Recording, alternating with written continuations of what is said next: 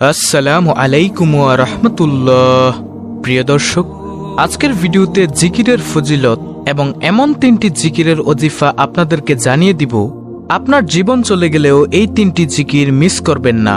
উঠতে বসতে চলতে ফিরতে যদি এই 3টি জিকির আপনি করতে পারেন, আপনার জন্য রহমতের দরজা খুলে যাবে, রিজিকের দরজা খুলে যাবে, আপনার সকল কিছুতে বরকত হবে, রোজি রোজগারে বরকত হবে, ঘরে বরকত হবে, হায়াতে বরকত হবে, আপনার সকল কাজে আল্লাহর গায়েবী সাহায্য আসবে, দুনিয়া ও আখিরাতের ভরপুর কল্যাণ অর্জন হবে ইনশাআল্লাহ।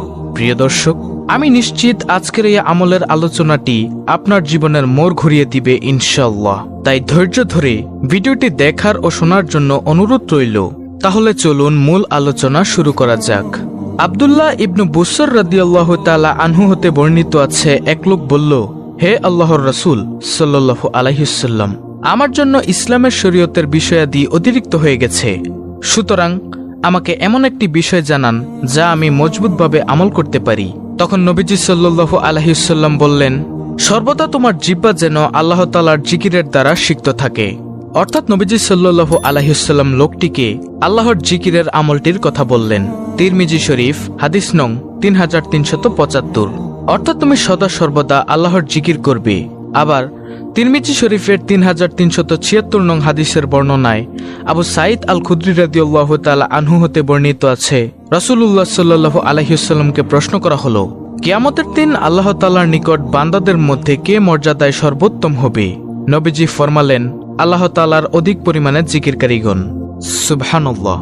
তারপরে প্রিয় দর্শক, তিরমিজি শরীফের 3377 নম্বর হাদিসের বর্ণনায় আবু দারদা রাদিয়াল্লাহু তাআলা আনহু হতে বর্ণিত আছে, তিনি বলেন, নবী সাল্লাল্লাহু আলাইহি ওয়াসাল্লাম বলেছেন, আমি তোমাদেরকে কি তোমাদের অধিক উত্তম কাজ প্রসঙ্গে জানাবো না, যা তোমাদের মনিবের নিকট সবচেয়ে পবিত্র, তোমাদের সম্মানের দিক থেকে সবচেয়ে উঁচু, স্বর্ণ ও রৌপ্য দান খয়রাত করার চেয়েও বেশি ভালো, এবং তোমাদের শত্রুর মোকাবেলায় অবতীর্ণ হয়ে তাদেরকে হত্যা করা কিংবা শহীদ হওয়া থেকে অতি অধিক উত্তম? তখন সাহাবারা বললেন, হ্যাঁ। নবীজি সাল্লাল্লাহু আলাইহি ওয়াসাল্লাম বললেন, সেটি হলো আল্লাহ তাআলার জিকির। প্রিয় দর্শক, এই হাদিসে নবী করিম সাল্লাল্লাহু আলাইহি ওয়াসাল্লাম আল্লাহর জিকিরের 5টি ফায়দা ও শ্রেষ্ঠত্ব বয়ান করেছেন। সেগুলো হলো, নম্বর 1, জিকির হলো সর্বোত্তম আমল। নম্বর 2, জিকির আল্লাহর কাছে সবচেয়ে পবিত্র আমল। নম্বর 3, আল্লাহর জিকিরের ফলে সম্মান বৃদ্ধি পায়। নম্বর 4, জিকির করা স্বর্ণরূপ দান করার চাইতেও উত্তম। নম্বর 5, জিকির করা জিহাদে শহীদ হওয়ার চেয়েও ভালো।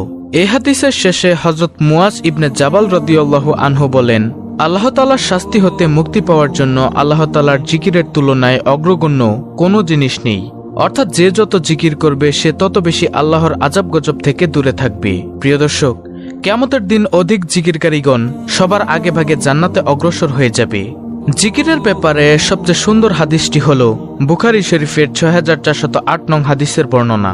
আবু হুরায়রা রাদিয়াল্লাহু তাআলা আনহু থেকে বর্ণিত, তিনি বলেন, আল্লাহর একদল ফেরেশতা আছেন যারা আল্লাহর জিকিরের রত লোকদের খোঁজে পথে পথে ঘুরে বেড়ান।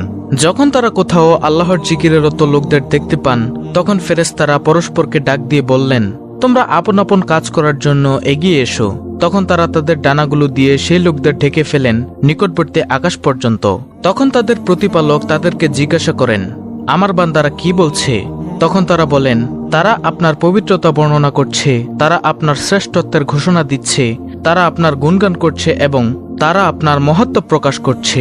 তখন আল্লাহ তাআলা জিজ্ঞাসা করবেন, তারা কি আমাকে দেখেছে? তখন ফেরেশতারা বলবে, হে আমার প্রতিপালক, আপনার শপথ, তারা আপনাকে দেখেনি। তিনি বলবেন, আচ্ছা, তবে যদি তারা আমাকে দেখত? তারা বলবেন, যদি তারা আপনাকে দেখত তবে তারা আরো অধিক পরিমাণে আপনার ইবাদত করত, আরো অধিক পরিমাণে আপনার মহত্ব ঘোষণা করত, আরো অধিক পরিমাণে আপনার পবিত্রতা বর্ণনা করত। বর্ণনাকারী বলেন, আল্লাহ বলবেন, তারা আমার কাছে কি চায়? তারা বলবে, তারা আপনার কাছে জান্নাত চায়। তিনি জিজ্ঞাসা করবেন, তারা কি জান্নাত দেখেছে? ফেরেশতারা বলবেন, না। আপনার সত্তার কসম, হে রব, তারা তা দেখেনি। তিনি জিজ্ঞাসা করবেন, যদি তারা দেখত তবে তারা কি করত?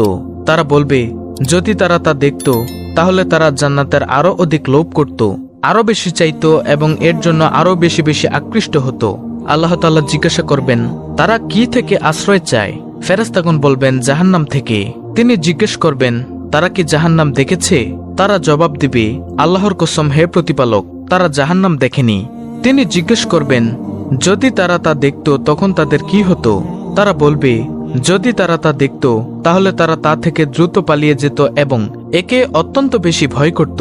তখন আল্লাহ তাআলা বলবেন, আমি তোমাদের সাক্ষী রাখছি, আমি তাদের ক্ষমা করে দিলাম। তখন ফেরেশতাদের একজন বলবেন, তাদের মধ্যে অমুক ব্যক্তি আছে যে তাদের অন্তর্ভুক্ত নয়, বরং সে কোনো প্রয়োজনে এসেছে। আল্লাহ তাআলা বলবেন, তারা এমন উপনিবেশকারী যাদের মজলিসে উপনিবেশকারী বিমুখ হয় না।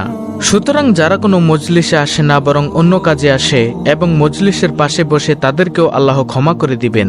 সুতরাং যারা মসজিদে এসে দাঁড়িয়ে থাকেন, মাহফিলে এসে দাঁড়িয়ে থাকেন, তাদের উচিত যে কোনোভাবে বসে যাওয়া, তাহলে আল্লাহ তাআলা ক্ষমা করে দিবেন।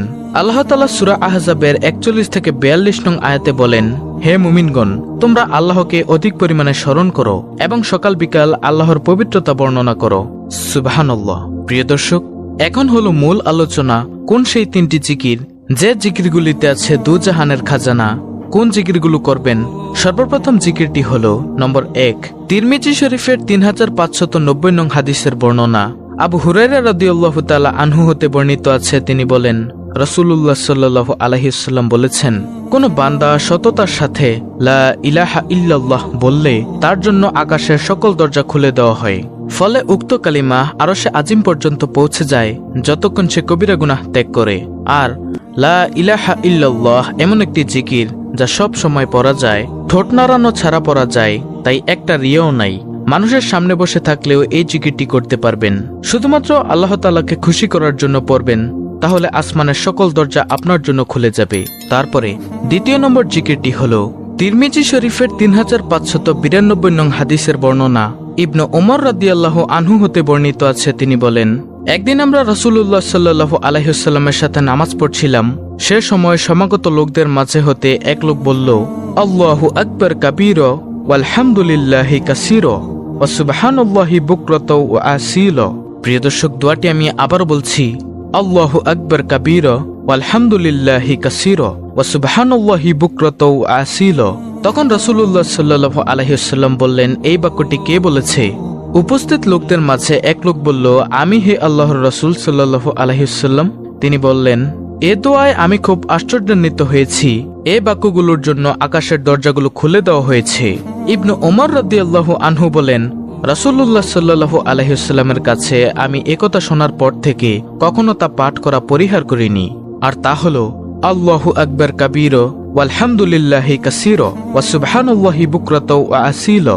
তারপরে প্রিয় দর্শক, তৃতীয় নম্বর জিকিরটি হলো এমন জিকির যে জিকিরটি করলে আপনার দুনিয়ার সকল নেক মাকসুদ পূরণ হবে, অভাব দূর হয়ে গায়ে শক্তি হবে। যেমন সূরা হুদের 52 নং আয়াতে আল্লাহ তাআলা বলেছেন, আর হে আমার কওম, তোমাদের পালনকর্তার কাছে তোমরা ক্ষমা প্রার্থনা করো, অতঃপর তারই প্রতি মনোনিবেশ করো।